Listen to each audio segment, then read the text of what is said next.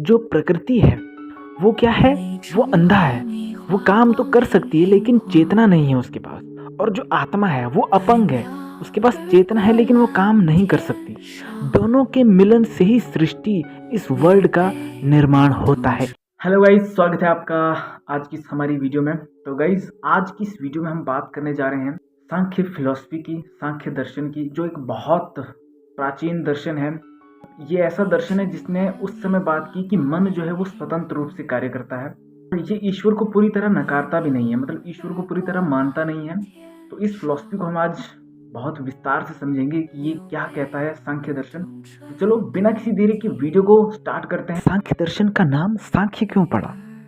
इस शब्द के पीछे दो मुख्य विचार बताए गए हैं, एक संख्या के आधार पर, दूसरा विवेक के आधार पर। सांख्य में संसार के तत्वों की गिनती की बात की जाती है, जैसे प्रकृति, पुरुष, मन, बुद्धि आदि, इसलिए इसे सांख्य कहा गया। दूसरा है विवेक के आधार पर। यहाँ संख्या का मतलब सिर्फ गिनती नहीं, बल्कि सही ज्ञान, सही विवेक की बात की गई है। जब मनुष्य को यह ज्ञान हो जाता है कि मैं अलग हूँ और प्रकृति अलग है, तब उसे मुक्ति मिलती है।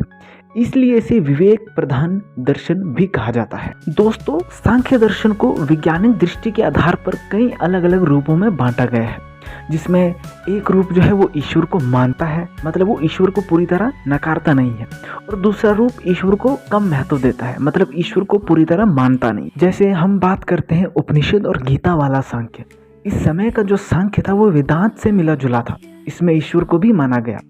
अगर हम बात करें महाभारत और पुराणों का सांख्य, इस समय का सांख्य वेदांत से अलग हो गया और इसमें ईश्वर को बहुत कम महत्व दिया गया। सांख्य दर्शन को समझने के लिए हमें इसके दो सिद्धांतों को समझना जरूरी है, एक है प्रकृति का सिद्धांत और एक है आत्मा का सिद्धांत।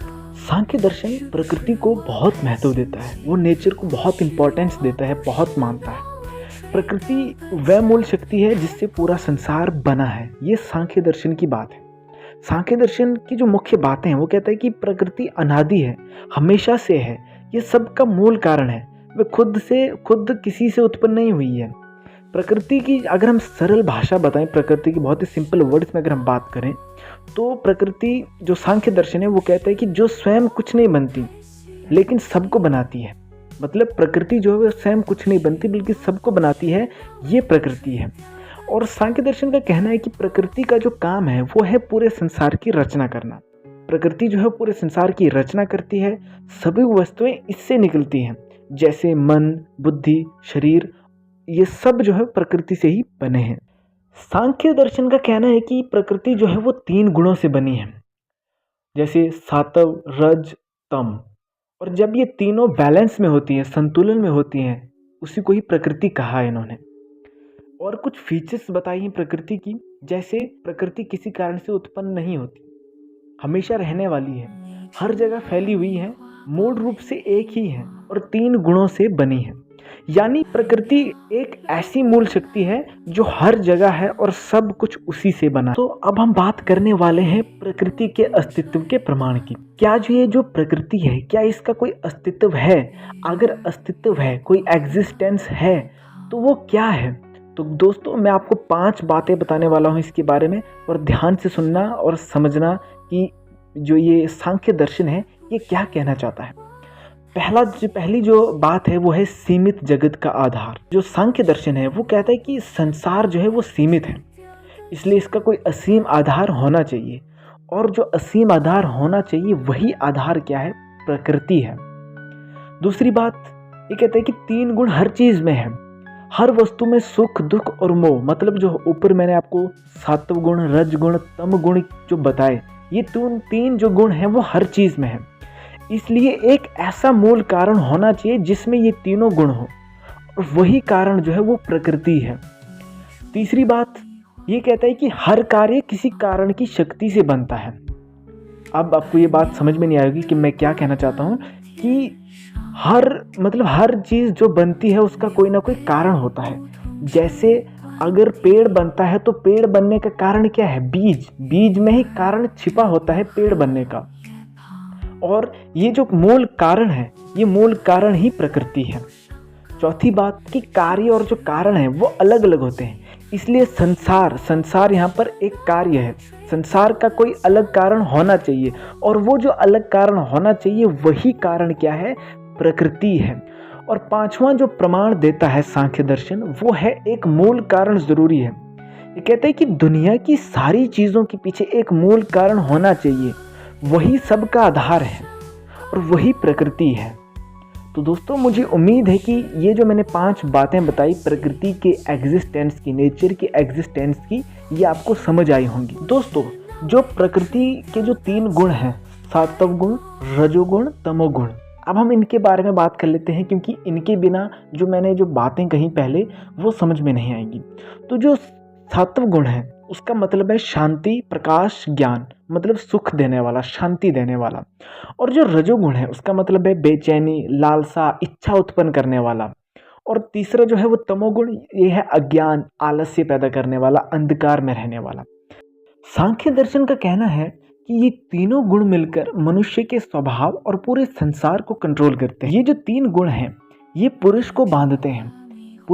पुरुष माने आत्मा, जो मैंने पहले ही आपको बताया है कि पुरुष का मतलब है आत्मा, चेतना। ये पुरुष को बांधते हैं, यानी आत्मा खुद शुद्ध है लेकिन गुणों के कारण वे संसार में फंस जाती है। और सांख्य दर्शन का कहना है जब उसे ये एहसास हो जाएगा कि ये प्रकृति जो है वो अलग है और मैं जो हूँ वो अलग है, तब वो मुक्त हो जाएगा। ये सांख्य दर्शन का मानना है। दोस्तों, अब हम बात करते हैं आत्मा के सिद्धांत की, कि सांख्य दर्शन जो है वो आत्मा के बारे में क्या कहता है। सांख्य दर्शन कहता है कि आत्मा जो है वो एक चेतना है, वो खुद कुछ नहीं करती है बल्कि सिर्फ देखती है, एक साक्षी है। सांख्य दर्शन कहता है कि प्रकृति और पुरुष यानी आत्मा के संयोग से ही संसार की जो है वो उत्पत्ति होती है। मतलब अकेले प्रकृति कुछ नहीं कर सकती और अकेले जो आत्मा है वो भी कुछ नहीं कर सकती, लेकिन जब दोनों मिलते हैं तब पूरा संसार बनता है। लेकिन यहाँ पर एक समस्या है, यहाँ एक अजीब बात बताई गई है कि प्रकृति और पुरुष दोनों एक दूसरे के बिल्कुल विपरीत हैं। जैसे प्रकृति जो है वो बिना चेतना की है, काम करने वाली है, और इसमें 3 गुण बताए गए हैं, सत्व गुण, रजोगुण और तमोगुण, जो मैंने पहले भी आपको बताया, और ये परिवर्तनशील है।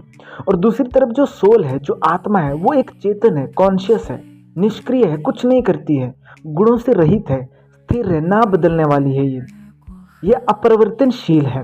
अब आपके मन में क्वेश्चन आ रहा होगा कि अब दोनों इतने अलग हैं तो ये फिर मिलकर सृष्टि कैसे बना लेते हैं, दोनों मिलकर संसार का निर्माण कैसे कर लेते हैं।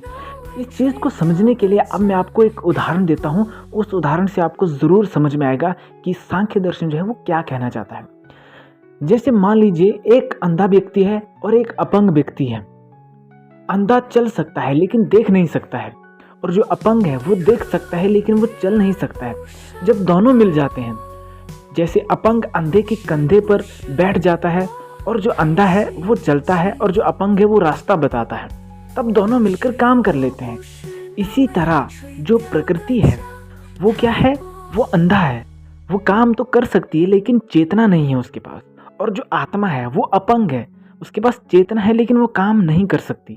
दोनों के मिलन से ही सृष्टि, इस वर्ल्ड का निर्माण होता है। ये है सांख्य दर्शन का कहना। तो दोस्तों, मुझे उम्मीद है कि आपको सांख्य दर्शन के बारे में जो भी मैंने बातें आपको बताई वो आपको समझ में आई होंगी कि सांख्य दर्शन जो है वो क्या कहना चाहता है। दोस्तों, मैंने बहुत आसान भाषा में समझाने की कोशिश की है, और नेक्स्ट वीडियो में हम बात करने वाले हैं कि सांख्य दर्शन जो है वो मुक्ति के बारे में क्या बात करता है। तो अगर आपको ये वीडियो अच्छी लगती है तो इस वीडियो को लाइक, शेयर और सब्सक्राइब ज़रूर करना। तो मिलते हैं हम नेक्स्ट वीडियो में, तब तक के लिए गुड बाय।